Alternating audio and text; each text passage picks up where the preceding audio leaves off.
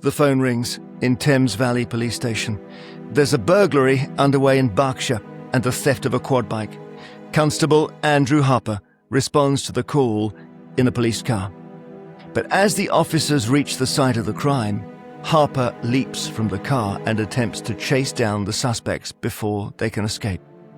He's tangled in the strap used to tow the quad bike, and the thieves drive away with him lassoed to the rear of the car. They drag him for more than a mile down country lanes. Harper is pronounced dead at the scene. All three teenagers were found guilty of manslaughter. It was a landmark case and led to the passing of Harper's Law, as it's called, a decision that meant life imprisonment for those who murder emergency workers in the line of duty. But now, with the early release scheme up for debate, his killers may have their sentences dropped, a decision that's led to outcry from Harper's family.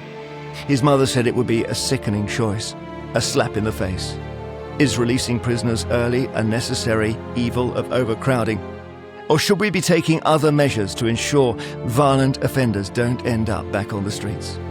Today we discuss the tragic death of Andrew Harper and what it could mean for justice if at least 2 of his 3 killers are released.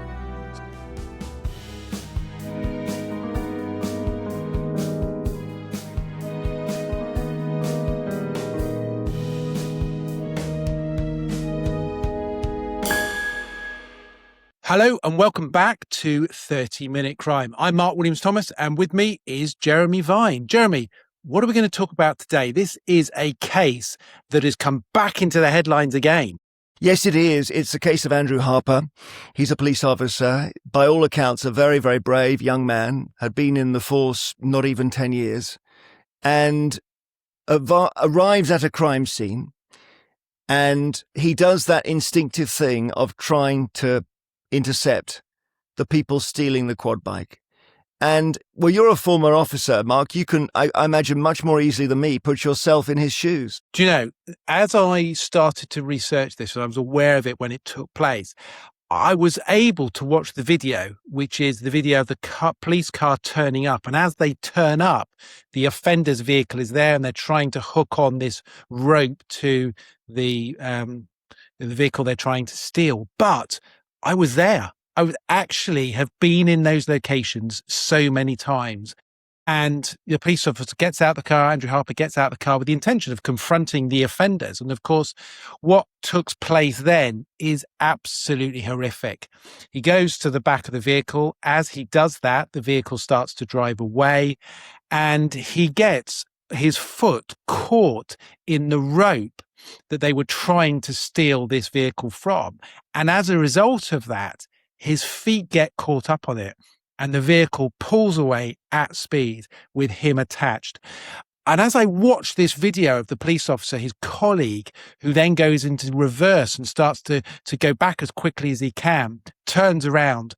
But then it's shocking because as he starts to drive away, he starts to find items of Andrew Harper's clothes on the road. Yeah. Well, they clocked the car at 42 miles an hour. Andrew was dragged for more than a mile. I think it's fair to say even a fit guy like him would have had no chance of surviving. And of course, then the question is, did the 3 boys in the car know they were dragging the police officer? And that's the crucial question. And there are so many very strange elements to this case. So, for example, the court case begins in March 2020, and we're about to go into lockdown for COVID. And the very first thing that happens is somebody on the jury gets COVID, and then the case is dispersed, and they have to stop it and start it again. And then during that, because there's an element to this where the 3 lads fled to a traveller encampment, and so there's that sort of undertow in the case. There were then accusations. I'm taking care how I say this, but there were accusations that criminals had tried to influence the jury. And those accusations never really went away. And the whole issue was it murder? Did they know? Or did they drive away and accidentally kill Harper as he ended up entangled in this tow rope?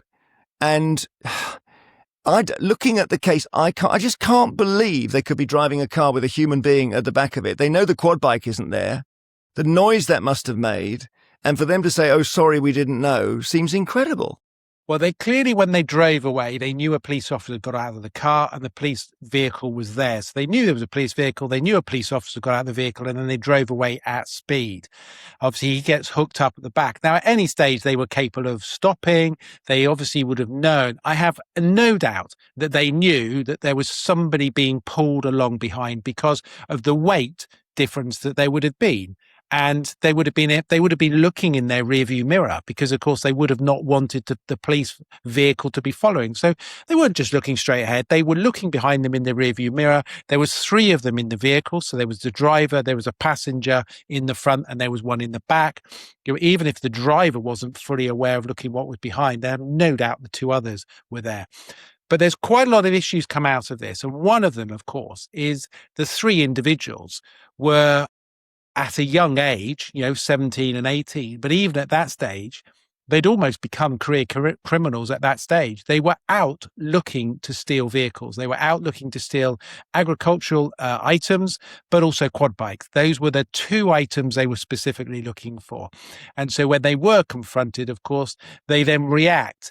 And to drive, knowing, I'm sure they did know, with a police officer attached on the back, horrific. And one can only imagine the trauma and the torment would have been going through his head. And the problem was, of course, he couldn't release his leg. He was being pulled along and he couldn't release his leg.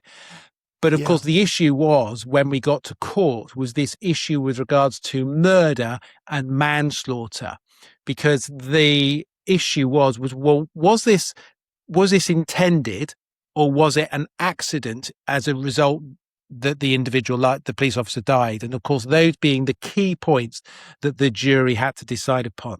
And when you mentioned the criminal background of these 3, who were all named despite their ages, we should say, in the car there was an axe, 3 crowbars and a hammer. And the investigators thought that they were firstly to actually acquire stolen property, quad bike, break into a shed, but also to fight if somebody intercepted them. So there was an implication of potential violence there. And then the second thing is, you've got to, I think, in the law, the question of murder is tricky, because you've got to be able to say, look, you knew that what you did would kill the person, and you did it deliberately and with malice. So there's quite a lot. Mens rea. Mens rea, exactly. The guilty mind, exactly. Now, there's all kinds of mitigations. You could say it's self-defense. You could, not in this case, but that's one reason you might literally get away with murder. You could also say in their case, and this was the argument, is that we maybe thought someone was there, but we were all panicking and driving quickly, and we didn't realize we would kill somebody attached to the back of the car. I mean, that's the kind of, so we were as shocked as anybody when we discovered there'd been a police officer attached to this strap at the back of the car. I don't know. I've had a week, a broken exhaust once. It made such a racket. I do not believe you can drive a Seat. It's not even that big a car. It's a Seat Toledo with a man, an adult male attached to the back, without thinking there's something very, very wrong here. And so I think the families, the wife and mum, Lissy, and Andrew Harper's mum, have always believed it was murder. They always believed that the sentence was too light. And that's why we're getting onto this case again, because it's come up as a result of this early release of prisoners scheme. So the maths on the early release scheme is really complex, and I'm tempted to say, do you understand it? And see if you can explain it. I think I've got it, but you go ahead if you know better than me. Yeah, I mean, I think, just to backtrack slightly, of course, the sentence that was initially given was one of 16 years imprisonment. But the state believed that was too lenient a sentence and managed to get that actually increased. So in terms of the driver, Henry Long, his sentence was increased from the 16 years to the 21 years. And then subsequently the 2 passengers, they got the 13 years. But I have absolutely no doubt, as you say, they would have known that there was a person behind the vehicle. There was a weight difference, and they knew they weren't hooked up to the quad bike. So they didn't have the quad bike No, on the back. exactly. The strap was, we should be clear here, they got the strap on the back of the car. I mean, this would have been a hard getaway for them anyway, because they've nicked this quad bike, which is a big old thing. It's obviously got brakes on and everything else. And they've got this fabric strap, this toe strap as it's called, which is going to wrap around the quad bike. And I don't know how they even think they're going to make progress with that, given that the brakes are on. They're going to lift the front wheels maybe. But also, it seems to me from reading the accounts that they were stationary when the police passed them in the other direction. The police think, we've got them, because they were on a surveillance job in Reading that night, Andrew Harper and his colleague. They were sent to a burglary in action. So they turned up at what seemed to be the perfect moment. They caught them red-handed. But actually, disaster happened. Well, it was a head-to-head situation. So the offender's vehicle was here. The quad bike was behind. They were out of the vehicle. One of the persons was out of the vehicle trying to hook the quad bike on. The police vehicle turns up. They're obviously aware it's a police vehicle. They all panic and then actually try to get around the police vehicle, which they managed to do. And that is when, of course, it then hooks Andrew Harper's leg onto the strap, and then they made away. And then you see the police vehicle reversing at speed and then turning round and then following. And then, as you can see, he then moves away. I think the first thing they find is an item of his clothing. Then they find his jacket. It had ripped off his body armor. And then it comes to an end and you hear him say, and there's a body in the road. And so at that point, they clearly knew what they were doing. And I think the attitude of them afterwards also paints a very clear picture in terms of whether they were sad for what they'd done, whether there was any remorse in any way at all. There was absolutely zero. No, they were laughing. They were photographed laughing. They were photographed laughing in the police van. They were photographed laughing when they were taken to court. And weirdly, there were a couple of incidents with the jury. One of them where one of the jury members said, "Bye-bye, boys," like that, and had to be sent home. So there was a lot of chaos around the case, and COVID as well. But the thing I remember is these pictures of the two or three of them laughing. I think mainly it was a picture of two of them. But the thing about this is you've got two categories of crime here, and you rightly point out we've got all three accused of murder, all three acquitted of murder, or let off, if you like. And then you've got the driver is going to be punished more than the two passengers. And for that reason, because the driver's given a minimum term and because it's then referred to the Attorney General and even increased, he's not part of this whole scandal about early release. It's the two passengers who, as things stand, unless Andy Burnham properly cancels it, are going to get out very early. And that's why it's the two passengers who are in the news. And the family have understandably kicked off in the most extraordinary way because they cannot believe it. Yes, and of course, this is the problem. If they'd have been in for murder, then there would be no early release scheme element. It is because they've obviously got this conviction for manslaughter and their sentence was 13 years that it means they're eligible for the early release scheme. Now, of course, that's been put on hold because of the uproar from not just in terms of the family. And let's be really clear, Andrew had only been married 4 weeks prior to his death. So he was having the most amazing time of his life. But as a result of this early release scheme, which I know there's been not only a lot of criticism across the board in the criminal justice system, but there was samples whereby the politicians were even laughing about it. Now, they tried to explain that away. Dreadful. How do they? I mean, I saw that. Why on earth? So they were having a kind of conflab as the new cabinet, and where Streeting says, not to Shabana Mahmood, but to the Attorney General, you're the one who's responsible for letting everyone out, and they all start laughing. I know it's just a terrible moment. I know it was just a joke, but it fell into this whole story, didn't it? And I think, jokes are meant to be funny. I've got this really strong view that if you say something that isn't funny and actually then try and wrap it up as a joke, it's like, no, I'm sorry, hang on a minute. That's totally unacceptable. You're a politician. These are people's lives you're dealing with. You are on duty all the time. Have some respect for these people. Absolutely shocking to be saying that, because there are always victims on the end of a crime.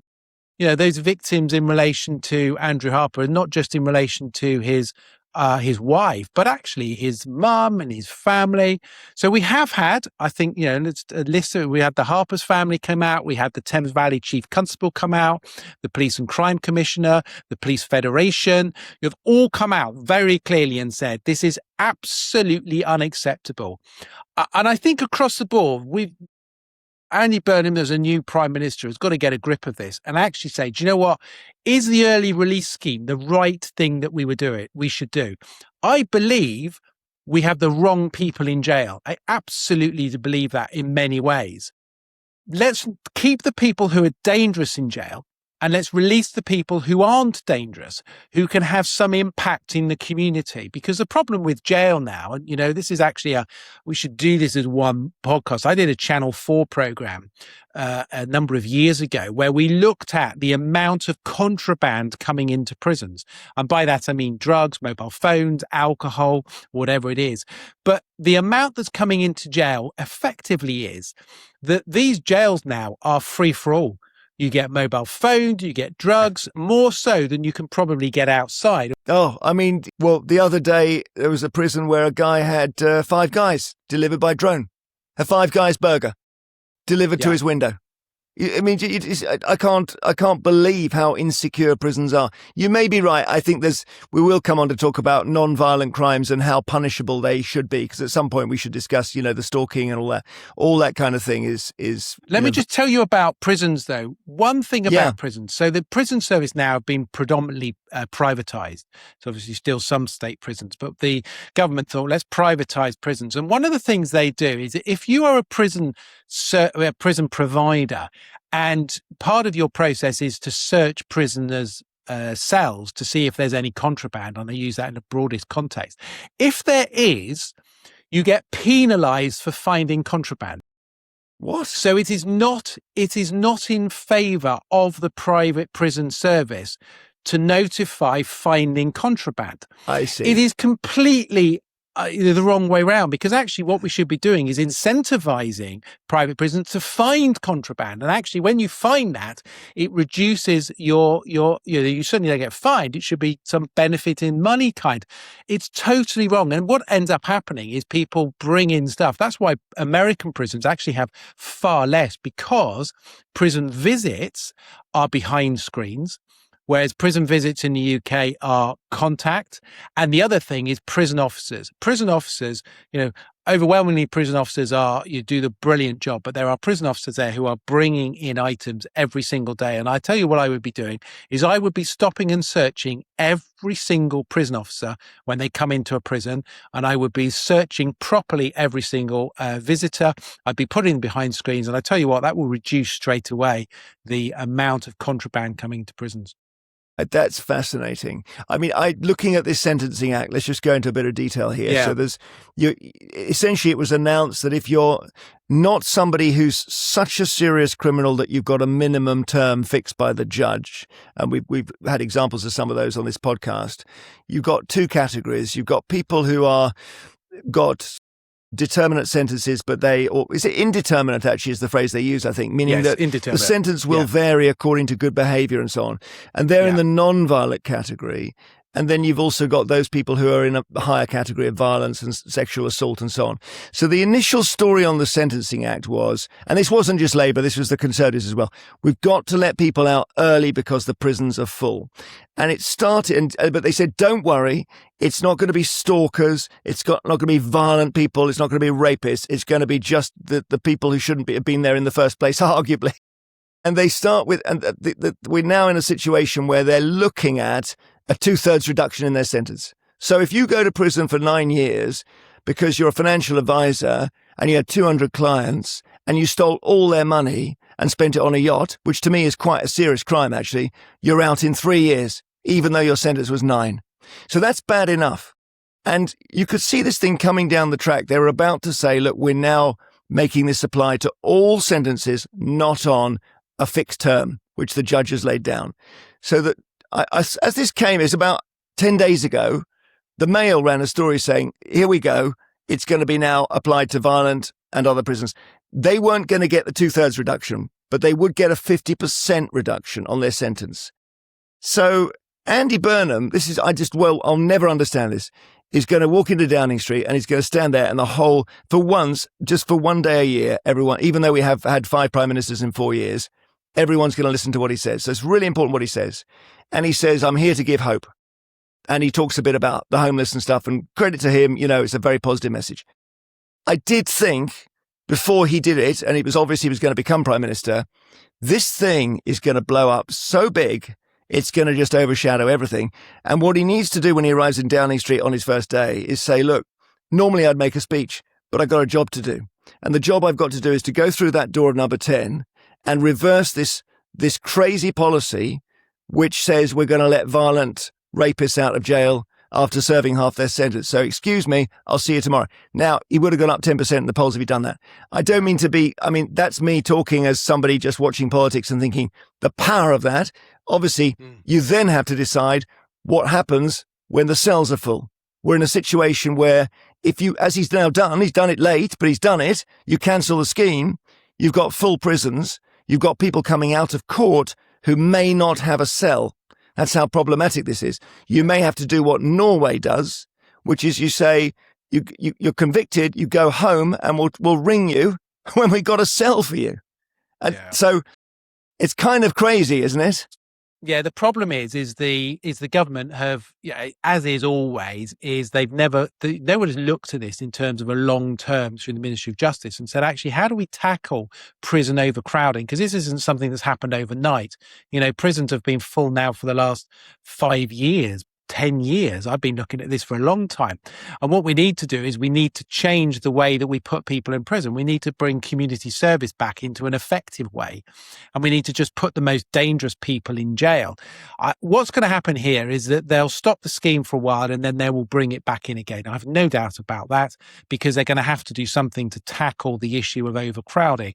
And what they'll do is that it'll all go quiet until something like this happens, when a violent criminal is released we're not told about, they commit a further offence again, and then it'll all come back into the limelight. So what we've got a prime minister who at the moment seems to be more interested in going out and partying than actually doing anything in terms of setting down some very clear policies. I would say that's harsh in the sense that he's come in with a particular agenda, but as always happens, you get blindsided. And the funny thing is, he shouldn't have been blinkered to this one, because it's been so obvious it's been coming. But anyway, I'm just kind of got that classic thing where I'm trying to be fair here. In the end, what you can't do is have Mrs. Harper, by which I mean his widow and his grieving mum, both stand up and say you've got this wrong, because he's not going to win that argument. No, he's not going to win this argument, and rather he shouldn't win the argument. These are people's lives that have been lost, and these are families that are affected. And I think what we've got to do is understand, what he's got to do is kind of understand that the feeling and the emotion that goes behind this, and actually go, do you know, what is it we can do that provides a better service to victims? And I think we as a society, we go, it's a bit of a pendulum. We say, we're really victim focused, but ultimately we're not that good at victim focus. We tend to be offender focused much more than victim focused, particularly down the road once people are convicted. As far as I'm concerned, if you've committed some of those crimes, your quality of life rightly has to be effective, and we should look at the victims and long term look at the victims, not just in terms of the crime that it happens where it is. And I think rehabilitation, I think understanding. I mean, these people, they went to jail smiling, and I'm sure their attitude hasn't changed very much in that approach. And when you look at it, you go, okay, so we're going to give these people the opportunity to release. If you sat down with them and went through a proper assessment with you, I bet you'd if you did it properly, I bet you'd come away and go, do you know what? They haven't changed their attitude at all. They're no different. Oh, definitely. Well, they're young, so they might do. And I do sort of think I believe in rehabilitation, but I don't think necessarily the prison is the vehicle for that. But I also think, like you, that the victim needs to see justice done. They need to feel the state is on their side. And one thing I think that has been a really big step forwards in our justice system is victim impact statements. Yes. And I think they've got a different name now. But I just think there was a colleague of mine at the BBC, John Hunt, who's one of the worst murders I've ever been aware of in this country, where an ex-boyfriend of one of his daughters kills a daughter her sister and John's wife, and he gave the most extraordinary victim impact statement in the court, which, the killer had to listen to. And I think that really helps victims of crime, survivors of crime. And I think in this case, what we've got now is the victim impact statement going on after the case, basically almost 8 years later, because now they're saying, wait, can everyone, before these guys get out, can you just have a look at what it's done to our lives? And so we're now seeing the mum, the widow, the father. The father's got a tattoo. It's really moving. A tattoo on his arm with Andrew Harper's police service number on it. Just to say they'll never forget they've had a police horse named after him. So it's one of these crimes where, for us, it's not fish and chip paper, but it's done on the day, and you look at it and you think that's terrible, and then you sort of park it because we're not involved. And now, because of this policy, we're all looking at it again, and it's made me go back to the victims and look at their accounts of it, because they're speaking and thinking, my God, they might as well be the day after. They'll never get over it. They can never put it behind them. And it's just a reminder that when you kill a young police officer, you sort of kill his family as well. And I think one of the things I think really important before we wrap this up is that one of the things following on from your victim impact statements, I'm very victim focused in an awful lot of the work that I do. And I think one of the things about the criminal justice system is that sometimes over the years, it's lost the voice of the victim, because by the time you get to court, of course, you've got the victim's account, but you've then got overwhelmingly the defense's position in terms of saying, well, the victim's not telling the truth or this. What the victim impact statement does is it allows the court to refocus again on what the victim's impact is. And it kind of gives them the last word. And I think that's really, really important. And I think as a judge, as a jury, and people listening, the victim impact statements have been, they paint a picture really of the individual's feelings. It's what it's meant to them. And I don't think when you've got police statements, when you've got police accounts, those are very different than victim impact statements. So I think probably one of the best things that's happened this century in the criminal justice system is the introduction of victim impact statements. I think absolutely massive. We should mention that Andrew Harper's name has been immortalised by the MPs, because I think they could see something horrific happened, something quite exceptional happened here. And they voted through something called Harper's Law. And Harper's Law means that if you kill an emergency worker, police officer, ambulance worker, when they're responding to a call, and it's manslaughter, if you're convicted of manslaughter, it will be a mandatory life sentence. So those three would have got life. Funnily enough, and strangely, there's then some of the legal community saying, wait a second, that doesn't make sense at all, because the judge needs discretion. But too late. That's come in, and that will be the case for the next Andrew Harper, but not for this one, because the law can't look backwards. And Adlam is the name of Andrew's mum. She's gone public with the letter she's received about the releases. And she says, she's got a victim liaison officer, it's worth me just reading this, who writes to her, as you may have seen reported in the news, the Sentencing Act 2026 will change how some prison sentences for adults are managed. These changes have been introduced following an independent review with the aim of improving the effectiveness of sentencing and better managing offenders in the community. I mean, that's obviously all guff. And it then says, I understand receiving this information may be difficult, and we recognise the lasting impact the offence may have had on you. I wanted to assure you there is no immediate action for you to take at this time. You will receive a further letter about this by the end of August, which will confirm if changes will or will not be made to the release date for an offender in your case. So that's obviously come off a photocopier somewhere, because it's just a bog standard template. And Adlam, Andrew Harper's mum, says, we do not have an end date for the loss of Andrew in such a horrifying manner. Learning to live without him is the hardest thing I've ever lived with, and I will live with it for the rest of my life. Do you know what? That makes my blood boil. And I'll tell you why that makes my blood boil, is that they couldn't even have the decency of making it personal. They couldn't have the decency of making it, rather than simply taking a template, making it personal, name the individuals, be clear in terms of it, explain how frustrating it is for them. Have a bit of empathy. I tell you what, it makes me so angry when you write something like that. It's one of the reasons I just couldn't have continued to be a police officer, because I tell you what, I'd have gone, no, I'm not writing a letter like that. No. And the reality is, probation service, rehabilitation in the community. You're having a laugh. The probation service don't have the ability to do that. There is no rehabilitation in the community. And actually, prison service doesn't do rehabilitation because he's locked up in your cell for 24 hours a day, best part of. You don't have the opportunity to go to classes and rehabilitation. That's even if these two wanted to do that. So I'm sorry, police force, wake up a little bit. Make something personal. I am furious that they would write a letter, and the police officer's written a letter should hold a head in shame. So, Mark, what are we doing next?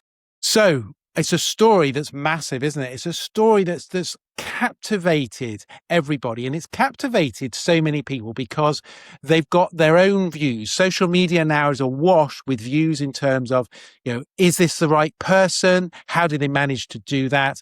And what we've got now is we've effectively got society trying to try somebody in the community whilst they're waiting a sentence. And what we've got is an update in relation to Anne Widdecombe, obviously someone that was very close to you, Jeremy. And I think it's only right that we just give a clear update in terms of where the position is from the criminal justice system in relation to Anne Widdecombe, and just give some warnings in terms of what we should be doing in terms of when it's being spoken about.